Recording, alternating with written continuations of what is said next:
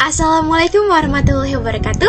Halo semuanya. Di sini kami kelompok Microblast akan mempresentasikan materi mengenai arsitektur dan organisasi CPU 8-bit untuk memenuhi ujian tugas semester mata kuliah pengantar organisasi komputer. Kita langsung next slide.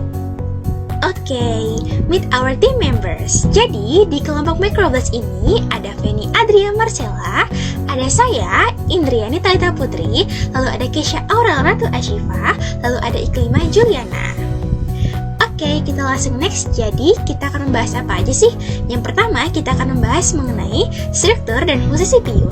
Kemudian, kita akan membahas mengenai set instruksi, kemudian penyajian data, lalu metode pengelamatan. Kemudian, kita akan membahas mengenai pengorganisasian memori, lalu bus system, kemudian input-output, dan yang terakhir, kita akan membahas sistem operasi. Kita langsung next ke materi pertama, yaitu apa itu CPU. Jadi, CPU yang merupakan singkatan dari Central Processing Unit itu merupakan komponen utama komputer yang berfungsi memproses instruksi, melakukan perhitungan, dan mengendalikan aliran data.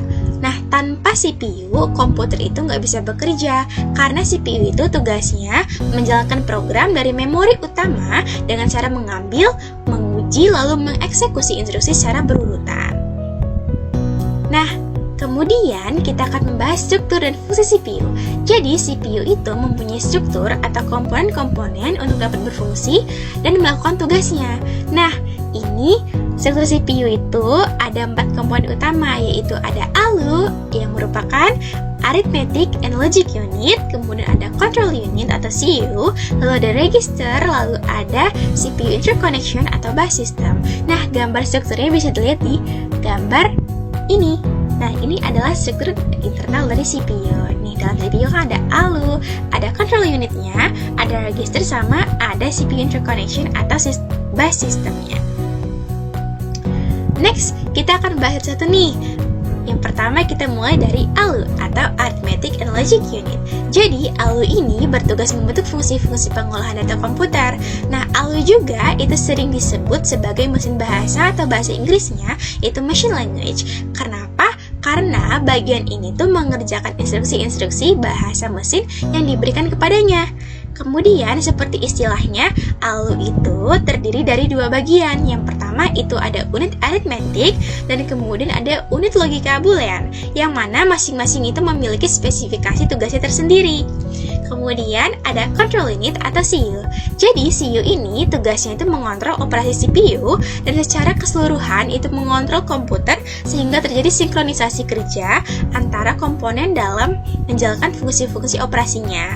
Nah, termasuk dalam tanggung jawab unit control itu adalah mengambil instruksi-instruksi dari memori utama dan menentukan jenis instruksi tersebut. Kemudian ada register. Jadi register ini merupakan media penyimpanan internal CPU yang digunakan saat proses pengolahan data. Nah, memori ini itu bersifat sementara. Biasanya itu digunakan untuk menyimpan data saat diolah ataupun data untuk pengolahan selanjutnya. Nah, terakhir itu ada CPU interconnection atau sistem bus. Jadi di sistem bus ini itu merupakan sistem koneksi dan bus yang menghubungkan komponen internal CPU, yaitu ada ALU, ada unit control atau CU tadi, ada register-register, dan juga ada bus-bus eksternal CPU yang menghubungkan dengan sistem lainnya seperti memori utama, piranti masukan atau keluaran, atau yang biasanya kita kenal dengan input-output. Itu bahasa Inggrisnya. Next, itu ada struktur detail dari internal CPU. Nah, di sini kita bisa lihat ada ALU, ada bus internalnya, ada register yang memori sementara tadi, lalu ada CU atau control unit. Lalu yang paling ini adalah control path. Nah, kalau kita lihat di sini di ALU itu ada status flags, bagiannya ada shifter, ada komponen komplementer, lalu ada yang tadi tuh ada aritmetika dan logika boolean. Ini yang lebih detailnya ya teman-teman. Lalu terkoneksi dengan bus internal CPU, yang kemudian terkoneksi dengan register, dan register terkoneksi dengan unit control yang sama-sama terkoneksi dengan tadi bus internal CPU. Oke, next. Oke, di sini saya Feni. Di sini saya akan menjelaskan tentang set instruksi. Nah, instruksi set dalam konteks komputer atau assembly itu digunakan untuk mengatur atau menetapkan suatu nilai. Biasanya ke dalam register, memori, atau bit tertentu. Fungsinya itu tergantung pada jenis arsitektur atau simulator yang digunakan. Di sini kan ada gambar nih. Gambarnya itu tentang diagram status siklus instruksi. Nah, di diagram ini itu untuk menunjukin tahapan status yang dilalui oleh prosesor saat menjalankan sebuah instruksi. Nah, jadi yang di sini nih ada instruction fetch. Apa sih itu? Jadi ini nih untuk mengambil instruksi dari memori.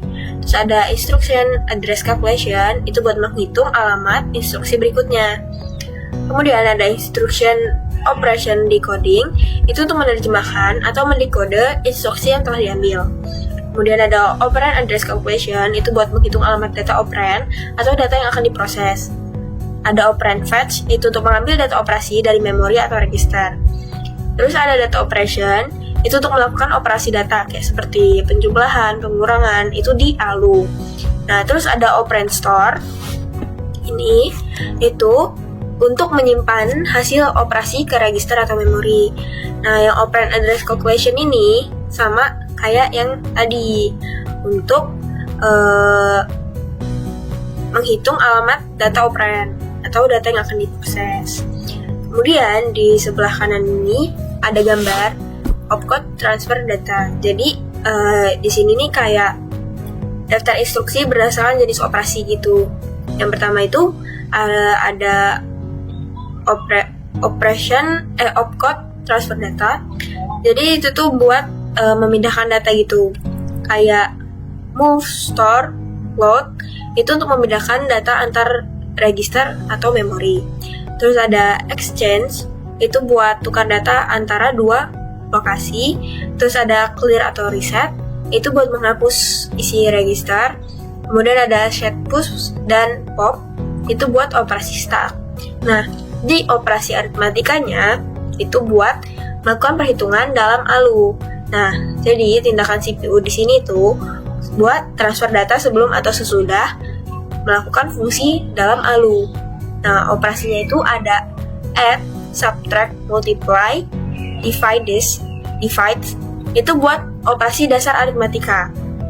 Terus ada absolute sama negatif, itu buat manipulasi nilai angka. Kemudian ada decrement, increment, itu buat pengurangan atau penambahan satu unit. Nah, kita lanjut.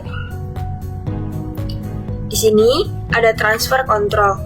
Jadi, transfer control itu buat mengatur aliran eksekusi program atau mengupdate program counter atau PC. Kayak nih, mengupdate PC untuk subroutine, call, dan return. Call ini pemanggilan fungsi, return itu pengembalian fungsi. Nah, operasinya itu ada jump, itu buat lompat ke alamat instruksi tertentu. Nah, jump bersyarat itu lompat hanya jika kondisi tertentu terpenuhi. Kemudian ada return, itu buat lewatkan satu instruksi. Skip, return, itu buat kembali ke instruksi setelah subroutine selesai. Terus ada skip, nah skip ini yang buat lewatkan satu instruksi. Terus ada halt, itu buat menghentikan eksekusi program. Terus ada wait, itu menunggu sampai kondisi tertentu itu terpenuhi. Kemudian ada no, itu atau no operation, itu berarti nggak melakukan apa-apa, hanya lanjut ke instruksi berikutnya. Biasanya itu digunain kayak untuk delay atau perataan instruksi.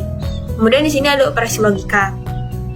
Nah, operasi logika itu buat melakukan bit level di dalam ALU. Nah, jadi yang pertama itu ada AND, itu bit per bit, dan terus OR itu bit per bit, atau NOT itu negasi bit atau komplement. Terus kalau misalnya XOR, ini maksudnya XOR ini ya, exclusive OR, itu buat bit per bit XOR. Nah, terus ada compare, itu buat membandingkan dua operan, biasanya digunakan dalam percabangan. Terus ada shift, itu geser ke bit kiri atau kanan. Terus ada rotate, memutar bit atau dari kiri ke kanan atau sebaliknya, dari kanan ke kiri. Nah, di sini ada input atau output. Jadi kalau input atau output itu buat mengatur komunikasi antara CPU dan perangkat I/O, kayak misalnya keyboard, printer, sensor, gitu. Nah, jadi jenis operasinya itu ada input, buat membaca data dari perangkat luar ke CPU. Terus ada output, itu buat mengirim data dari CPU ke perangkat luar. Terus ada start I/O, itu buat memulai operasi input atau output. Terus ada test I/O, itu untuk mengecek status perangkat input atau output. Jadi gitu. Selanjutnya penyajian data. Representasi bilangan. Komputer tidak memahami angka seperti manusia. Untuk itu, komputer merepresentasikan angka dalam beberapa sistem bilangan, yaitu binar basis 2, hanya terdiri dari angka 0 dan 1, contohnya 110. Dalam binar, kalau dalam desimal itu 13. Kemudian ada desimal basis 10. Ini adalah sistem bilangan yang kita gunakan sehari-hari. Contohnya tuh dari angka 0 sampai dengan 9. Kemudian oktal basis 8 dan heksadesimal basis 16. Keduanya digunakan untuk meringkas data biner supaya lebih mudah dibaca. Misalnya 255 desimal, dalam desimal itu kalau di convert ke binar itu 111111111. Kalau 255 itu juga bisa ditulis sebagai FF pakai huruf kapital dalam heksadesimal. Kemudian representasi bilangan bertanda. Komputer juga harus bisa menyatakan bilangan negatif, dan untuk itu digunakan beberapa metode. Yang pertama itu adalah sign and magnitude. Bit pertama menunjukkan tanda 0 artinya positif, 1 artinya negatif. Misalnya 1001 artinya negatif 1 jika bit pertama 1 negatif dan sisa 001 sama dengan 1. Komplement 1. Bilangan negatif adalah kebalikan atau inverse dari bilangan positif. Contohnya angka 5. Itu dia kalau binar ya 000000101. Kalau negatif 5 itu dia sama dengan 111111010. Kemudian ada komplement 2. Ini tuh paling umum digunakan karena kita memudahkan untuk perhitungan aritmatika seperti penjumlahan dan pengurangan. Jadi keunggulannya itu dia menghilangkan masalah 2 0, tidak ada plus 0 dan negatif 0. Nah, jadi singkatnya komputer pakai sistem binar tapi kadang disingkat jadi oktal atau heksadesimal. Untuk bilangan negatif, metode komplement 2 paling sering dipakai karena praktis dan efisien. Selanjutnya representasi karakter. Komputer tuh nggak hanya nyimpan huruf seperti yang kita lihat, melainkan menyimpannya dalam bentuk angka biner melalui standar tertentu. Yang pertama itu ada kode ASCII, American Standard Code for Information Interchange. Dia tuh menggunakan 7 bit untuk representasi huruf, angka, dan simbol dasar. Contohnya ini ada huruf A. A itu kalau kita convert ke desimal itu 65, tapi kalau di binar tuh dia 01000001. Tapi kalau kita pakai kode ASCII ini dia terbatas, dia cuma bisa nampung 128 karakter. Kemudian yang kedua itu ada Unicode, dia tuh menggunakan 16 bit atau lebih. Dia tuh juga bisa ngerepresentasiin semua bahasa di berbagai dunia, termasuk simbol ataupun emoji. Contohnya ini ada karakter dalam bahasa Mandarin. Kalau di convert itu jadi U plus 4F60. Jadi kalau Unicode ini lebih sering dipakai dan jadi standar modern karena jangkauannya luas, jadi kayak ya lebih enak aja pakai Unicode dibanding ASCII yang terbatas. Kemudian representasi gambar, suara, dan video. Kalau gambar tuh gambar digital direpresentasikan sebagai kumpulan pixel atau titik-titik kecil. Setiap pixel tuh menyimpan nilai warna dalam format RGB, red, green, blue. Biasanya tiap warna pakai 8 bit, RGB itu sama dengan 3 dikali 8 bit, jadi 24 bit per pixelnya. Kemudian audio, suara ditangkap sebagai gelombang analog, lalu diubah atau disampling jadi angka digital. Contoh formatnya tuh ada PCM sama MP3. Jadi proses ini tuh mengubah suara jadi urutan angka yang bisa disimpan atau diproses di komputer. Karena komputer tadi dia cuma menerima angka biner kan, hanya 5 angka. Kemudian itu ada video. Video itu gabungan dari banyak gambar dan suara yang ditampilkan dalam frame per detik. Setiap elemen video, gambar dan suara ini dikonversi ke dalam data biner digital. Nah, jadi semuanya itu emang dikonversi jadi data biner sehingga bisa disimpan dan diputar oleh komputer. Jadi ya, semua jenis data, baik huruf, gambar, suara, atau video, pada akhirnya akan dikonversi menjadi biner, karena biar bisa diproses oleh komputer. Oke, selanjutnya ada floating point atau bilangan pecahan. Komputer itu nyimpan bilangan pecahan seperti pi 3,14. Dia menggunakan format floating point agar bisa mewakili angka yang sangat besar atau sangat kecil. Format standar yang digunakan itu ada format IEEE 754 yang memiliki dua jenis. Yang pertama itu single precision dan 32 bit, yang kedua itu double precision 64 bit. Angka pecahan direpresentasikan dalam 3 bagian. Pertama itu sign. Sign itu dia tanda negatif dan positif. Eksponen itu pangkat 2. Mantisa itu angka signifikan. Dan contohnya ada di 3.14 diubah ke bentuk biner dalam format sign, eksponen sama mantisa.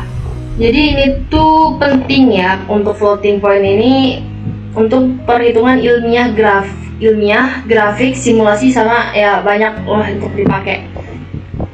Terakhir tuh ada encoding and compression. Kalau encoding tuh cara representasi data dalam bentuk tertentu agar bisa disimpan atau ditransmisikan. Contohnya kode ASCII tadi untuk huruf, UTF-8 itu untuk teks Unicode, base64 untuk menyimpan data biner ke dalam teks. Kemudian compression itu untuk mengurangi ukuran data agar lebih hemat ruang dan lebih cepat ditransfer. Contohnya tuh kayak JPEG, MP3, atau kalau berkas tuh dia bisa zip. Jadi kalau dia ukurannya lebih kecil dibanding sama file aslinya itu lebih cepat aja, dan kualitasnya mungkin agak berkurang tapi masih bisa dilihat kalau digambar. Terus itu kalau video tuh masih bisa dilihat dan didengar, kan kalau suara dikompres tuh masih bisa didengar juga. Oke, next kita akan membahas metode pengelamatan. Nah, sebenarnya apa sih metode pengelamatan itu? Jadi, metode pengelamatan itu adalah bagaimana caranya kita itu menunjuk dan mengelamati suatu lokasi memori pada sebuah alamat di mana operan itu akan diambil. Nah, metode pengelamatan ini itu diterapkan pada set instruksi. Nah, di mana pada umumnya instruksi itu terdiri dari opcode atau kode operasi dan alamat. Kemudian, di sini ada tabel metode pengelamatan CPU. Jadi, di metode ini tuh ada beberapa mode. Yang pertama itu ada immediate, lalu ada direct, ada indirect, ada register indirect, ada displacement, lalu yang terakhir ada stack. Nah, per modenya ini itu mereka masing-masing memiliki algoritma, memiliki advantage dan disadvantage-nya tersendiri. Contohnya di direct dan indirect. Nih, di sini algoritmanya bisa kalian lihat perbedaannya. Lalu untuk advantage-nya, untuk yang direct itu dia lebih simple. Lalu kalau untuk indirect dia itu large address space. Oke, kemudian untuk disadvantage-nya di direct itu limited gitu loh address space-nya, sedangkan di indirect dia multiple memory reference. Jadi begitu teman-teman. Next. Selanjutnya pengorganisasian memori.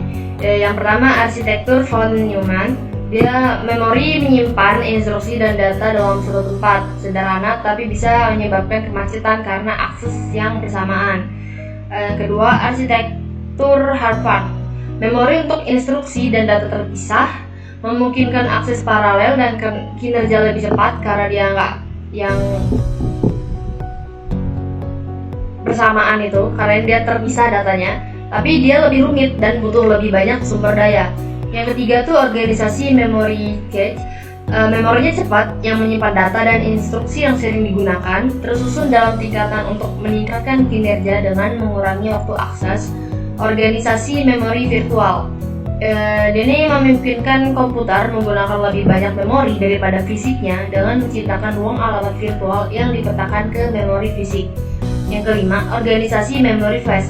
Memori non-volatil di perangkat portable, data disimpan dalam blok dan halaman untuk operasi baca tulis efisien. Jadi ini ideal untuk perangkat seperti USB dan kartu memori. Persyaratan sistem manajemen memori. Yang pertama itu distribusi memori. Sistem itu harus bisa membagikan memori ke setiap proses sesuai kebutuhannya. Sistem juga harus memastikan pembagian memori ini efisien agar tidak terjadi pemborosan kayak fragmentasi memori. Kalau udah pemborosan itu kan dia berarti memorinya nggak terbagi secara efisien ya. Kemudian itu ada keamanan memori. Setiap proses tidak boleh bisa mengakses atau mengubah bagian memori yang bukan miliknya. Ini itu penting karena biar datanya aman dan tidak terjadi kebocoran data. Kemudian dialokasi memori. Ketika suatu proses selesai menggunakan memori, sistem harus bisa mengembalikannya ke RAM agar bisa dipakai proses lain. Jadi memori itu masih bisa tetap dipakai lagi gitu loh untuk selanjutnya.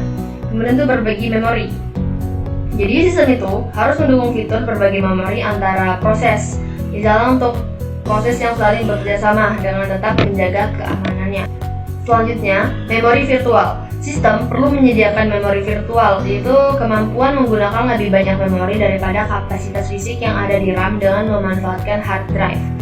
Jadi itu tuh memungkinkan program yang besar itu bisa berjalan dengan RAM yang terbatas. Kemudian ada fragmentasi memori. Fragmentasi itu terjadi saat memori sering dipakai dan dikembalikan, dialokasi sama didealokasi. Sistem harus bisa mengelolanya dengan baik agar tidak membuang-buang ruang memori atau membuat sistem lambat. Kemudian ada pemetaan memori. Sistem itu perlu memory mapping atau pemetaan file langsung ke memori. Jadi itu tuh jadi lebih cepat karena bisa langsung lewat memori. Kemudian ada kebocoran memori. Kebocoran memori itu terjadi ketika proses tidak mengembalikan memori yang sudah tidak digunakannya. Jadi sistem tuh harus bisa mendeteksi dan mencegah hal ini agar memori nggak habis gitu karena kebocoran memori ini. Kemudian ada cara mengatur memori dalam sistem komputer. Yang pertama itu ada RAM, atau Random Access Memory. Itu dia memori volatil yang digunakan untuk menyimpan data dan program sementara saat komputer sedang berjalan. Data dalam RAM dapat dibaca dan ditulis secara acak. Memungkinkan akses cepat oleh CPU. Saat daya dimatikan, seluruh isi RAM akan hilang karena dia tadi program sementara. Kemudian itu ada ROM, Read Only Memory. Jadi ini tuh memori non volatil yang isinya tuh data permanen, kebalikannya dari RAM. Seperti firmware atau instruksi dasar untuk menghidupkan komputer atau BIOS. Data di ROM itu cuma bisa dibaca, tapi nggak bisa diubah langsung oleh pengguna. Jadi kemudian itu ada memory cache. Itu memori kecil berkecepatan tinggi yang terletak dekat dengan CPU. Cache itu dia nyimpen data sementara dan data instruksi yang sedang diakses. Jadi dia tuh mempercepat kinerja sistem dengan mengurangi waktu akses ke memori utama. Memory caching juga bekerja berdasarkan prinsip lokalitas referensi. Kemudian tuh memori virtual. Memori virtual ini memungkinkan sistem operasi menggunakan sebagian ruang penyimpanan sekunder kayak hard disk untuk bertindak sebagai RAM tambahan. Teknik ini juga memungkinkan eksekusi program besar melebihi kapasitas RAM fisik dengan cara memetakan alamat virtual ke alamat fisik secara dinamis. Lalu ada memori flash. Jadi ini jenis memorinya non volatil kayak ROM yang dapat dibaca dan ditulis ulang. Umumnya itu digunakan dalam perangkat portable kayak USB flash drive, kartu memori, sama SSD karena kecepatan akses dan daya tahannya yang bagus. Kemudian ada cakram magnetik atau hard disk. Digunakan sebagai penyimpanan utama dalam komputer. Dia bersifat non volatil, kapasitas besar. Dia cocok juga untuk menyimpan data-data permanen dalam waktu yang lama. Walaupun kecepatannya ya rendah dibanding sama memori utama atau SSD. Kemudian di sini ada pengorganisasian memori bagi memory cache. Di sini penjelasannya dari gambar ini, penjelasannya kayak gini. Penjelasan itu level 1 CPU register, yaitu memori tercepat dekat dengan CPU. Dia gunain untuk nyimpen data sementara yang lagi diproses langsung atas instruksi dari CPU. Dia kapasitasnya kecil, tapi kecepatannya tinggi. Karena dia memori tercepat kan, karena dia dekat CPU. Kemudian ini level 2. Ini cache memory. Dia ada di antara CPU sama memori utama. Oke, memori utama tuh nanti di level 3. Yang ini tuh, dia itu tujuannya ngurangin waktu akses data dari memori utama dengan menyimpan data yang sering digunakan. Cache itu terbagi lagi sebenarnya. Jadi beberapa tingkat. Yang pertama ada L1, L2, L3. L1 tuh paling cepat dan paling kecil. Kemudian ada L2 sama L3. Kalau di gambar ini cache itu mewakili level yang L2, yang lebih besar dari L1 tapi lebih lambat dan terletak sedikit agak jauh dari CPU. Kemudian ini level 3. Level 3 main memory atau RAM, memori utama. Dia itu digunakan untuk program data yang sedang dijalankan. Kecepatannya itu lebih rendah dibanding cache sama register, tapi kapasitasnya jauh lebih besar. Kalau kita lihat dari gambar aja kita udah bisa lihat ya, kayak CPU itu kecil, kayak memori kecil, tapi sedangkan main memory itu lebih besar. Jadi data dari RAM akan dikirim ke cache sebelum ke register jika diperlukan oleh CPU. Jadi dia dari main memory, data itu ke memory cache, kemudian data itu pergi ke CPU, baru dia nanti diproses. Oke, jadi selanjutnya itu ada sistem bus. Nah, sistem bus adalah suatu cara untuk menghubungkan berbagai komponen dalam komputer seperti prosesor, memori, dan perangkat input-output. Nah, bus ini berfungsi sebagai jalur atau saluran komunikasi untuk mentransfer data antar komponen-komponen tersebut. Nah, terdapat beberapa jenis bus dalam sistem komputer. Yang pertama itu ada bus data. Itu buat menyediakan jalur untuk mentransfer data antara komponen-komponen dalam sistem komputer, misalnya antara prosesor dan memori. Terus ada bus alamat. Itu digunakan untuk menentukan lokasi memori atau perangkat input-output yang akan diakses. Nah, bus ini membawa informasi tentang alamat memori atau perangkat yang akan dibaca atau ditulis. Terus ada bus control, itu buat berfungsi untuk mengatur dan mengendalikan operasi di dalam sistem komputer, seperti memberi sinyal untuk membaca atau menulis data, atau memberitahu apakah datanya sudah siap untuk diproses. Terus, hubungan antara bus alamat, bus data, dan bus kontrol itu sangat erat. Karena bus alamat itu menentukan lokasi memori atau perangkat yang akan diakses. Sementara bus kontrol itu buat mengatur operasi yang dilakukan, seperti membaca atau menulis data.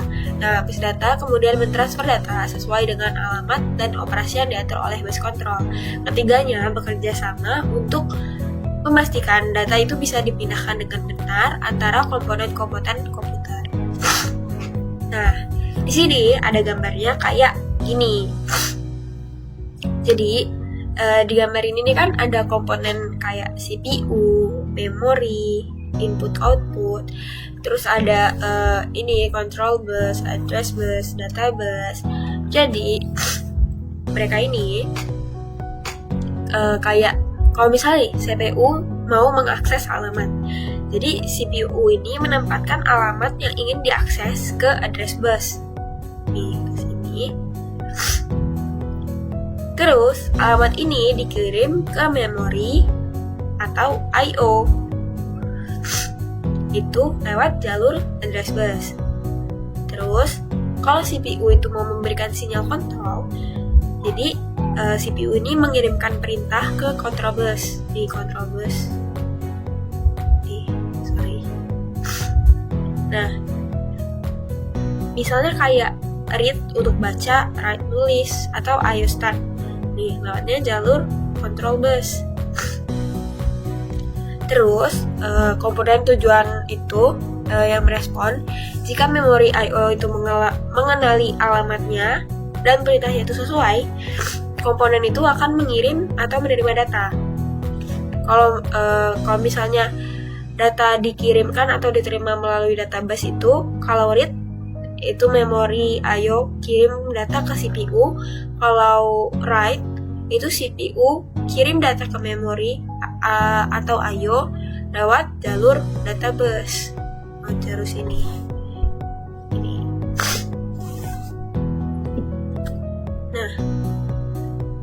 Jadi kayak nih, kalau dari sini ke sini, jadi kayak CPU itu buat ngendaliin jalur komunikasi, kayak buat prosesnya lah, pusat proses. Terus kalau si address busnya itu kayak lebih aktif lebih dulu buat kayak cari lokasi gitu. Terus kalau control bus itu buat memberi instruksi, kemudian ada database itu buat kayak penggunaan terakhir gitu, kayak untuk mengangkat datanya. Nah, kalau inti urutannya tuh kayak kalau CPU lewat address bus itu buat kirim alamat, CPU lewat control bus itu buat kirim sinyal kontrol. Terus si memori atau I/O ini buat respon berdasarkan alamat dan kontrol. Jadi semua data itu dikirim via database. Jadi gitu. Nah, input adalah perangkat masukan, artinya perangkat keras yang berfungsi untuk memasukkan data atau perintah ke dalam mesin komputer atau prosesor. Nah, sedangkan output, ia adalah sebuah komponen perangkat yang merupakan bagian dari personal komputer, menampilkan data yang telah diproses oleh prosesor. Di sini ada contoh perangkat input. Yang pertama itu ada keyboard, kegunaannya untuk mengetik huruf, angka, dan perintah. Lalu ada mouse, dia untuk mengarahkan dan memilih objek di layar. Selanjutnya ada scanner, dia bisa mengubah dokumen fisik menjadi digital. Lalu ada webcam, dia untuk mengambil gambar atau video untuk dikirim ke komputer. Lalu ada barcode reader untuk membaca data dari kode batang. Selanjutnya ada touchscreen, yaitu layar yang bisa disentuh langsung untuk memberi perintah. Untuk contoh perangkat output, di sini ada monitor, baik LCD maupun LED, gunanya untuk menampilkan gambar, teks, dan video. Lalu ada printer, digunakan untuk mencetak dokumen atau gambar ke kertas. Selanjutnya ada speaker, kegunaannya untuk mengeluarkan suara. Lalu ada plotter untuk mencetak gambar teknik dalam skala besar. Nah, lalu ada sistem operasi. Pada CPU 8-bit, sistem operasi yang berjalan umumnya sangat sederhana dan memiliki fungsi dasar seperti manajemen memori terbatas, penjadwalan CPU yang sederhana, biasanya itu single tasking, lalu ada pengelolaan input dan output dasar. Di sini ada contoh sistem operasi yang pernah digunakan pada CPU 8-bit. Antara lain ada CPROM, Control Program for Microcomputer, yaitu sistem operasi yang cukup populer untuk prosesor Intel 8080 dan Zilog Z80. CPROM menyediakan manajemen file, eksekusi program, dan pengelolaan perangkat input-output secara sederhana. Lalu ada Altair Basic, sebenarnya merupakan interpreter bahasa BASIC yang juga berfungsi sebagai sistem operasi sederhana pada komputer Altair 8800 berbasis Intel 8008. Sistem operasi sederhana atau tidak ada. Banyak komputer 8-bit awal seperti Mark 8 dan Micro N tidak memiliki sistem operasi dalam arti modern, melainkan hanya menjalankan program langsung dari memori atau ROM. Nah, itu tadi dia pembahasan mengenai arsitektur dan organisasi CPU 8-bit dari kelompok Microblast. Kami akhiri, wassalamualaikum warahmatullahi wabarakatuh. Terima kasih.